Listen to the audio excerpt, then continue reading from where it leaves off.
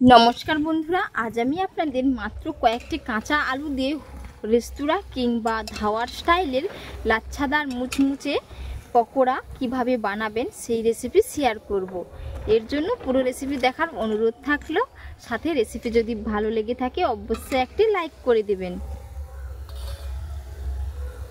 ধাওয়া কিংবা রেস্তোরাঁ স্টাইলে লাচ্ছাদার মুচমুচে আলুর পকোড়া বানানোর জন্য এখানে আমি নিয়েছি 5 থেকে 6টি আলু নিয়েছি। তো আলুগুলো একই সাইজের নিয়েছি, আর এই আলুগুলোকে আমি আগে থেকে খোসা ছাড়িয়ে একেবারে পরিষ্কার করে ধুয়ে নিয়েছি। এবার আমি এগুলোকে কেটে নেব। তো আপনারা চাইলে ছুরি দিয়েও কেটে নিতে পারেন। তো এখানে আমি একটি বঁটি নিয়েছি, বঁটিতে খুব সুন্দর করে কেটে নেব, একেবারে ঝাঁঝরা ঝুরঝুরি করে। আর বন্ধুরা, সবথেকে ইম্পর্টেন্ট পার্ট হচ্ছে এই পকোড়াগুলো বানানোর জন্য প্রথমে হচ্ছে আলুটা কেটে নিতে হবে। আলুটা যদি ঠিকঠাকভাবে কাটা হয় তাহলে কিন্তু পুরো আপনারা রেস্তোরাঁ কিংবা ধাওয়ার স্টাইলেই বানিয়ে নিতে পারবেন পকোড়াগুলো। এর জন্য পুরো রেসিপি দেখতে থাকুন, আশা করি আপনাদের খুবই ভালো লাগবে। সাথে যদি চ্যানেলে নতুন বন্ধু হয়ে থাকেন অবশ্যই চ্যানেলটি সাবস্ক্রাইব করে নেওয়ার অনুরোধ থাকলো, এবং কে কোথা থেকে রেসিপি দেখছেন অবশ্যই কমেন্ট করে জানাতে ভুলবেন না। এই রকম ভাগ করে প্রথমে আমি স্লাইস করে নিচ্ছি। এবার আমি এগুলো লম্বা লম্বা করে কেটে নেব, একেবারেই সরু পাতলা ঝাঁঝরা করে কেটে নিতে হবে। এই যে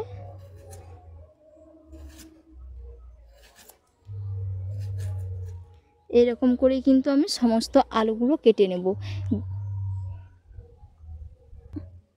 সমস্ত আলুগুলো খুব সুন্দর করে কেটে নিয়েছি। এবার আমি আলুগুলো জল পাল্টিয়ে দুবার মতো পরিষ্কার করে ধুয়ে নেব, 2 থেকে 3 বার। জল পাল্টিয়ে খুব সুন্দর করে ধুয়ে নিয়েছি। এবার আমি এগুলো জল থেকে ছেঁকে তুলে নেব আরেকটি মিক্সিং বোলের মধ্যে, যাতে না এর মধ্যে কোনো এক্সট্রা জল থাকে। তো খুব ভালো করে কিন্তু ছেঁকে তুলে নিতে হবে।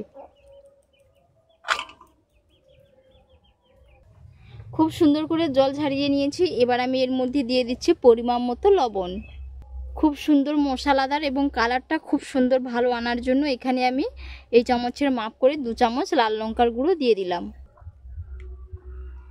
এবার দিয়ে দিচ্ছি এর মধ্যে 1 চামচ গোলমরিচের গুঁড়ো। তো বন্ধুরা, আপনারা সবসময় চেষ্টা করবেন গোলমরিচের গুঁড়ো না দিয়ে গোটা গোলমরিচকে সামান্য একটু ক্র্যাশ করে এর মধ্যে দিতে চেষ্টা করবেন, দিলে কিন্তু কালারটা খুব সুন্দর আসে। আর যদি না হাতের কাছে থাকে তাহলে আপনারা এই গুঁড়োটাই অ্যাড করতে পারেন।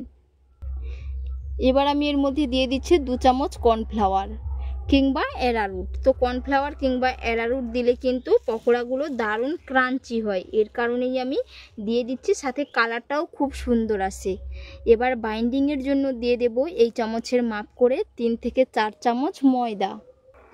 এই রেসিপিটা বানানোর জন্য কিন্তু বিশেষ কিছু উপকরণ লাগবে না, মাত্র হাতের কাছে থাকা কয়েকটি উপকরণ দিয়েই আপনারা কিন্তু বানিয়ে নিতে পারবেন। আর বানানো তো বন্ধুরা একেবারেই সহজ, যে একবার বাড়িতে বানাবে বারবার কিন্তু বানিয়ে খেতে ইচ্ছে করবে, এবং আপনার আপনজনেরাও কিন্তু রিকোয়েস্ট করবে এটা বানানোর জন্য। তো এখানে আমি 4 চামচ ময়দা দিয়ে দিলাম। এবার এটাকে আমি খুব ভালো করে হাত দিয়ে মাখিয়ে নেব। খুব সুন্দর করে মাখিয়ে নিয়েছি, আর বাইন্ডিংটা একেবারেই পারফেক্ট হয়েছে। এই যে কত সুন্দর বাইন্ডিং হয়েছে। এবার আমি এগুলো এই রকম করে হাত দিয়ে চেপে চেপে পকোড়ার শেপ দিয়ে দেব। খুব সুন্দরভাবেই কিন্তু হয়ে যাচ্ছে। এই যে এরকম করে এক এক করে আমি সমস্ত পকোড়াগুলো বানিয়ে নেব।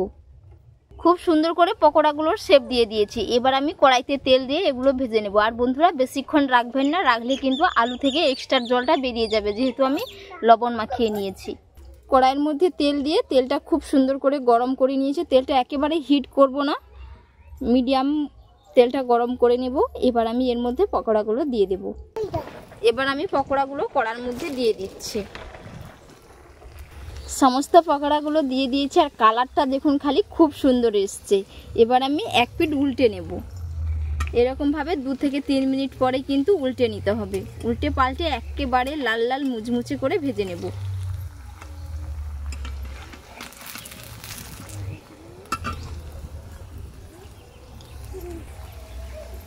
আবারও আমি এক পিঠ উল্টে নেব।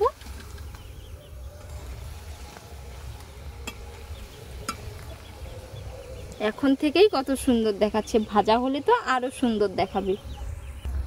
পকোড়াগুলো খুব সুন্দর করে ভেজে নিয়েছি আর কালারটাও দারুণ চলে এসছে, একেবারেই মুচমুচে হয়ে গেছে। এবার আমি এগুলো তুলে নেব, তুলে প্লেটের মধ্যে সার্ভ করে আমি আপনাদের দেখাচ্ছি কেমন হয়েছে।